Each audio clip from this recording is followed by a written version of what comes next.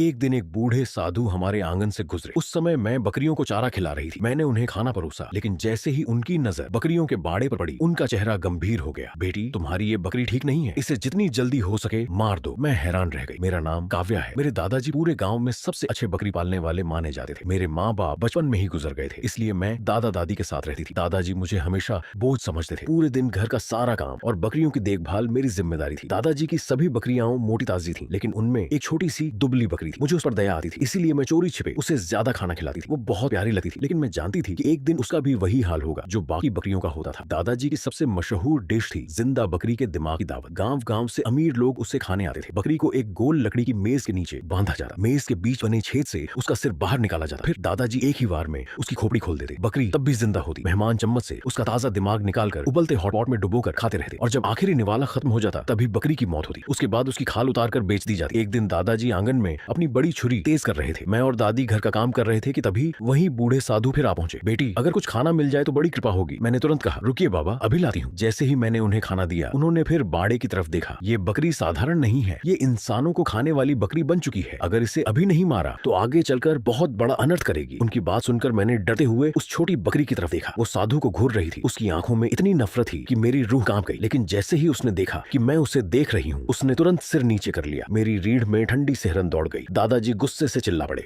अरे ओ पागल बाबा, कैसी बकवास कर रहे हो? ये बिल्कुल आम बकरी है। मैंने पूरी जिंदगी बकरियां पाली हैं। मुझे कोई समझाएगा कि कौन सी बकरी कैसी होती है? साधु ने बस इतना कहा, जो ठीक लगे वही करना, लेकिन बाद में पछताना मत। दादाजी ने मुझे भी डांट दिया, तूने इस भिखारी को खाना क्यों दिया? बहुत खाली बैठने लगी है क्या? दादी धीरे से बोली, सुनो जी, शायद बाबा सही कह रहे हैं। मैंने उस छोटी बकरी को अपने खुर से कुंडी खोलने की कोशिश करते देखा था। दादाजी हंस पड़े, तुम भी इसकी तरह पागल हो गई हो क्या? यही बकरी सबसे अच्छी नस्ल की है। अभी छोटी है, लेकिन बड़ी होकर सबसे ताकतवर निकलेगी। इसकी खाल भी सबसे महंगी बिकेगी। साधु की बातें डरावनी थी, और सच कहूं तो उस छोटी बकरी में कुछ अजीब जरूर था, लेकिन क्या ये मैं समझ नहीं पा रही थी। दादी चुप हो गई। दादाजी फिर बकरियों को देखने लगे। मैंने चुपके से एक रोटी उठाई और बाहर जाकर साधु को दे दी। साधु मुस्कुराए, बेटी, चाहे ये बकरी कितनी भी खूंखार क्यों न बन जाए, वो एहसान कभी नहीं भूलेगी। तूने दया दिखाई है, तेरे साथ अंत तक भलाई होगी। कुछ दिन बाद शहर के मशहूर कारोबारी राघव सेठ अपने दोस्तों के साथ दिमाग की दावत खाने आए। दादाजी ने एक बकरी को पहले की तरह जिंदा ही तैयार किया। राघव सेठ ने पहला निवाला खाते ही मुस्कुराकर कहा, वाह रमेश काका, आपके हाथ का स्वाद आज भी पूरे इलाके में सबसे अलग है। दादाजी खुश होकर हंस दी। खाना खत्म होने के बाद उन्होंने बकरी को बाहर घसीटा और उसकी खाल उतारने लगे। बाड़े में मौजूद बाकी बकरियां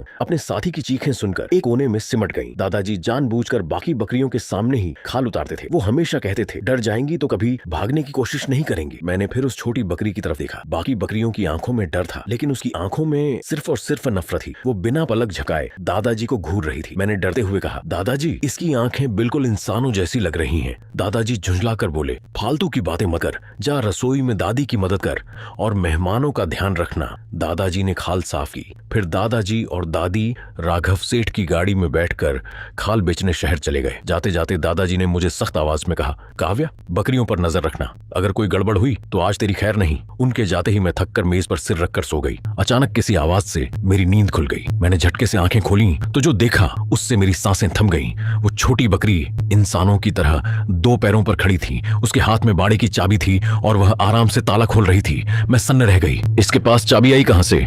बाड़े की चाबी तो सिर्फ दादाजी के पास रहती है। अगर बकरियां भाग गईं तो दादाजी मुझे जिंदा नहीं छोड़ेंगे। मैं उसे रोकने के लिए आगे बढ़ी ही थी कि उसने अपनी हरी चमकती आंखों से मुझे घूरा। उसकी नजर इतनी डरावनी थी कि मैं वहीं जमीन पर गिर पड़ी। ताला खुलते ही वह बकरी सीधे आंगन के कोने में पहुंची, जहां दोपहर में काटी गई बकरी की लाश पड़ी थी। कुछ ही पलों में उसने पूरा शव चट कर दिया, हड्डी तक नहीं छोड़ी। फिर वह बिजली की रफ्तार से आंगन से बाहर भाग गई। दादाजी के लौटने तक मैं डर के मारे वहीं बैठी रही। घर पहुंचते ही दादाजी गुस्से से चिल्लाए, अरे निकम्मी, किसने बकरी को भागने दिया? मैं रोते हुए बोली, मैंने नहीं, वो छोटी बकरी खुद ताला खोलकर भागी है। दादाजी हंस पड़े, अरे वो दुबली पतली बकरी कितनी दूर जाएगी? ज्यादा से ज्यादा पहाड़ी की तरफ भागी होगी, अभी पकड़ कर लाता हूं।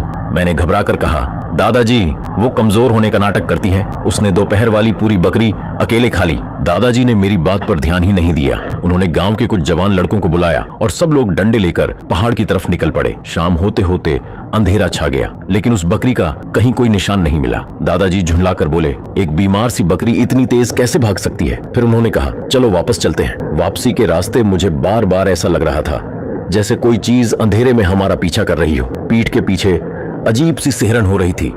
लेकिन वो छोटी बकरी कभी नहीं मिली। बाड़े की बाकी बकरियां खूब मोटी ताजी हो गई थीं। दादाजी उन्हें देखकर खुश होकर बोले, इस बार बकरियां खूब तैयार हैं। इनके दिमाग और खाल दोनों अच्छे दाम में बिकेंगे। 2 दिन बाद बकरी मेला लगेगा।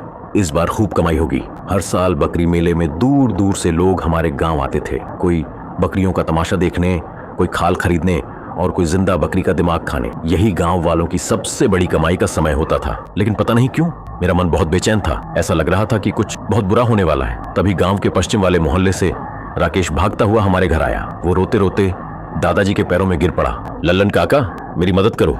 मेरी बेटी परी सुबह से गायब है। पूरे गांव में ढूंढ लिया, कहीं नहीं मिली। गांव वाले आपकी बात मानते हैं, कृपया सबको उसे ढूंढने के लिए बुला लीजिए। दादाजी ने लापरवाही से कहा, अरे कहीं खेलने चली गई होगी, इतना हंगामा मत करो। राकेश रोते हुए बोला, नहीं काका, सुबह आंगन में खेल रही थी।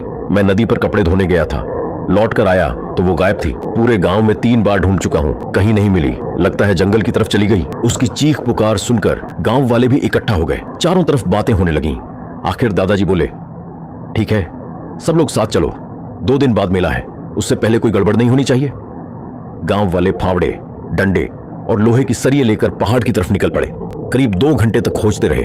तभी अचानक किसी ने जोर से चिल्लाया, इधर आओ जल्दी। हम सब दौड़कर वहां पहुंचे। जमीन पर सिर्फ फटे हुए कपड़े और इंसान के शरीर के कुछ टुकड़े पड़े थे। राकेश उन कपड़ों से लिपटकर जोर जोर से रोने लगा। ये तो मेरी परी के कपड़े हैं, एक आदमी बोला। लगता है उसे पहाड़ वाले राक्षस ने मार डाला। दूसरा बोला, हाँ, नहीं तो इतनी जल्दी कोई इंसान ऐसे कैसे गायब हो सकता है।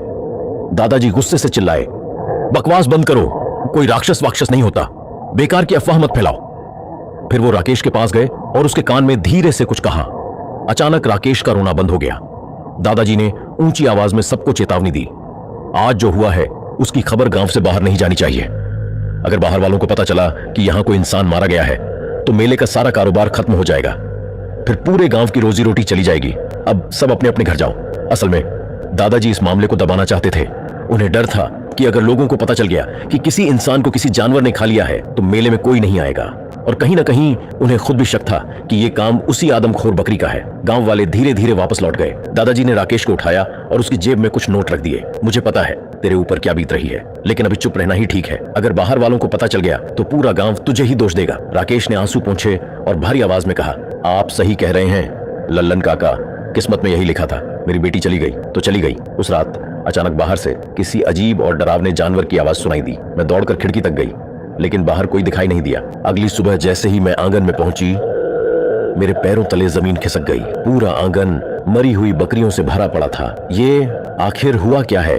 दादाजी का चेहरा एकदम सफेद पड़ गया। वो आदमखोर बकरी वापस आ गई बदला लेने। मैंने कांपती आवाज में पूछा, क्या सच में ये सब उसी छोटी बकरी ने किया है? एक ही रात में इतनी सारी बकरियों